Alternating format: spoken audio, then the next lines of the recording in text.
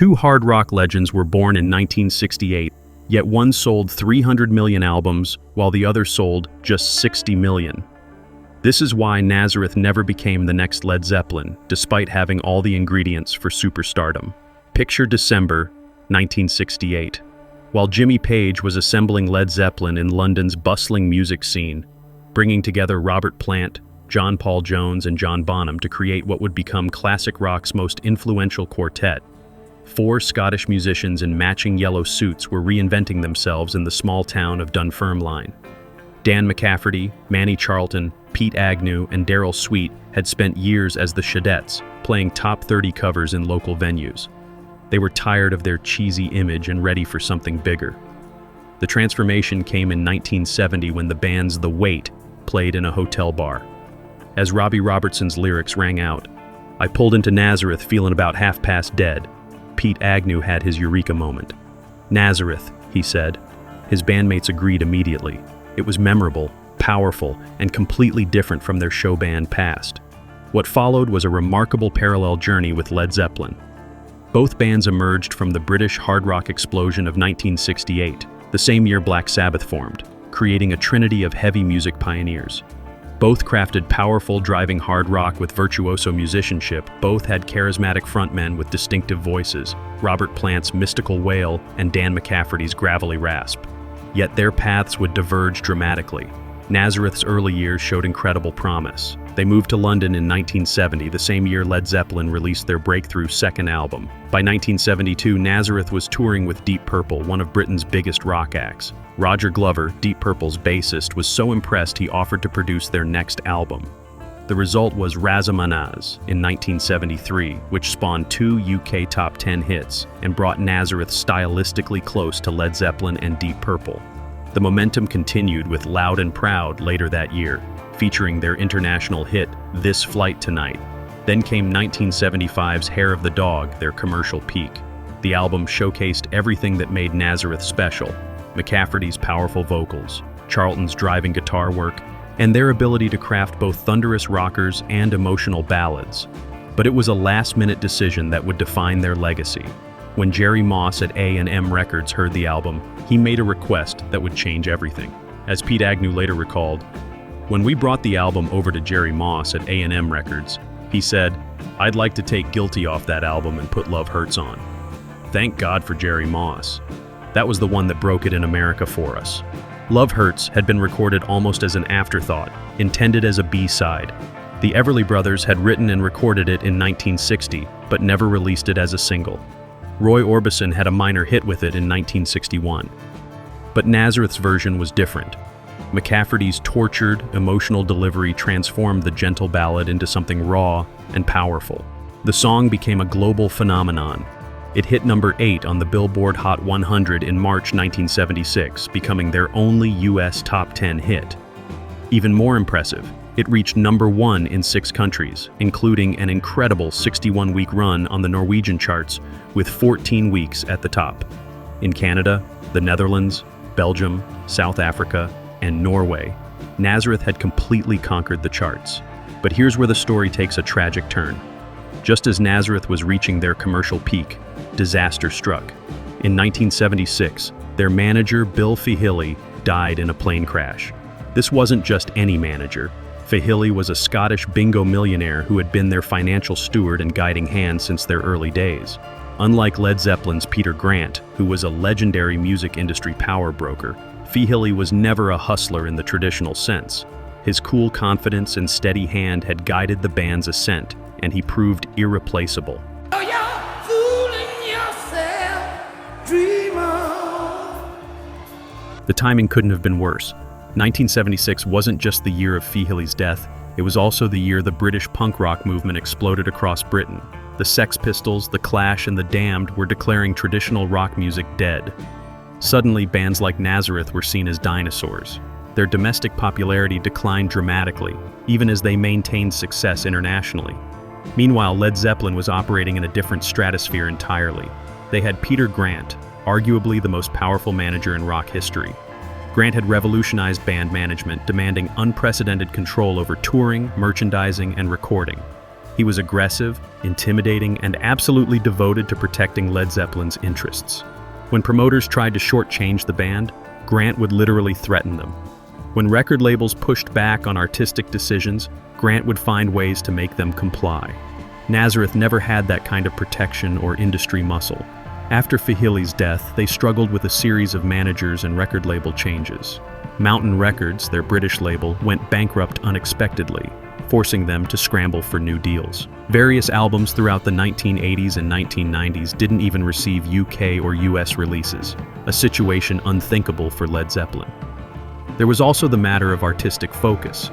Led Zeppelin benefited from Jimmy Page's singular vision and songwriting partnership with Robert Plant. They crafted albums as complete artistic statements. Led Zeppelin 4 alone, featuring Stairway to Heaven, sold 37 million copies worldwide and became one of rock's most iconic releases. Nazareth, while tremendously talented, never quite achieved that level of artistic cohesion or mystique. The geographical factor can't be ignored either. Led Zeppelin operated from London, the center of the British music industry, with easy access to the best studios, producers, and industry connections. They also had Atlantic Records behind them in America, one of the most powerful labels in the world. Nazareth, operating from Scotland and later dealing with smaller labels, never had that same infrastructure. But the most important factor was artistic exhaustion. The punishing touring schedules that were standard in the 1970s took their toll on many bands. As one critic noted, the punishing workload placed on Nazareth and other contemporaries worked practically as an industry paradigm, split up exhausted groups or crippled their songwriting. If you hear them pulling back, you can hear them panting as well. This is the sound of a great band exhausted and playing it safe. Led Zeppelin, with their superior management and industry position, could control their schedule and maintain artistic integrity. They toured when they wanted to, recorded when inspiration struck, and maintained an aura of mystery that only enhanced their appeal.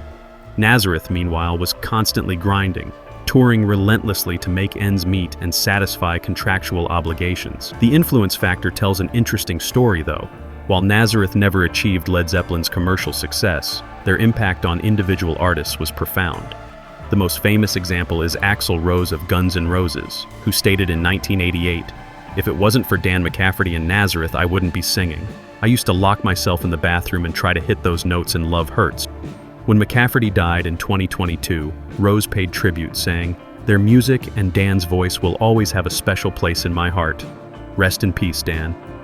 Even Slash acknowledged the influence, noting, "Axl really made me more aware of Nazareth because he can sing like that McCafferty guy and really dug his voice." This influence led to one of rock's most interesting connections.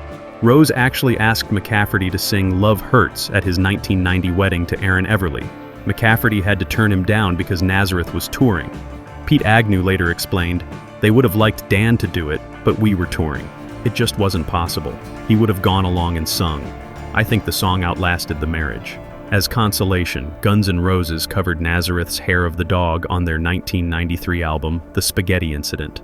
It was a small but meaningful tribute to the band that had inspired one of rock's most distinctive voices. The numbers tell the brutal truth of their different trajectories. Led Zeppelin's estimated 300 million albums sold worldwide made them one of the best-selling artists in history. Their Led Zeppelin 4 album alone sold 37 million copies. Nazareth, despite being the internationally best-known Scottish rock band alongside Simple Minds, sold approximately 60 million albums worldwide. A respectable figure, but just a fraction of Led Zeppelin's total.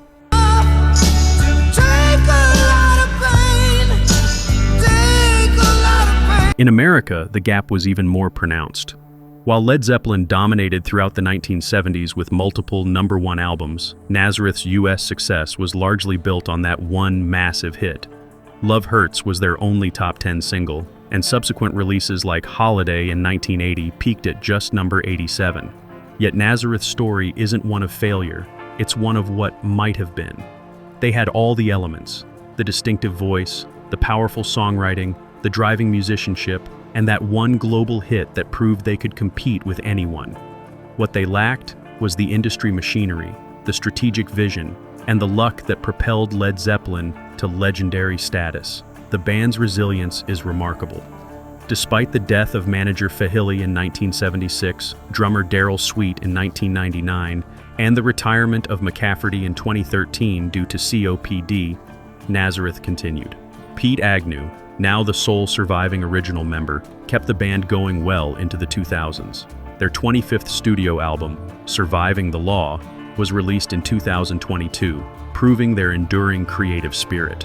When asked once if he could remember playing in a certain town, Pete Agnew answered with characteristic humor, "If it's got electricity, we've played it." That attitude, workmanlike, unpretentious, determined, explains both why they never reached Led Zeppelin's heights and why they've endured for over 5 decades. The lesson of Nazareth versus Led Zeppelin isn't just about talent or even luck. It's about the complex ecosystem required for superstardom. The right management, the right label support, the right timing, and the right industry positioning. Nazareth had the music. Led Zeppelin had everything else. In the end, both bands left indelible marks on rock history. Led Zeppelin became legends, their influence spanning generations and genres. Nazareth became the band that almost made it to that level, beloved by a passionate fan base, influential to individual artists like Axl Rose, and forever remembered for that one perfect moment when Love Hurts conquered the world.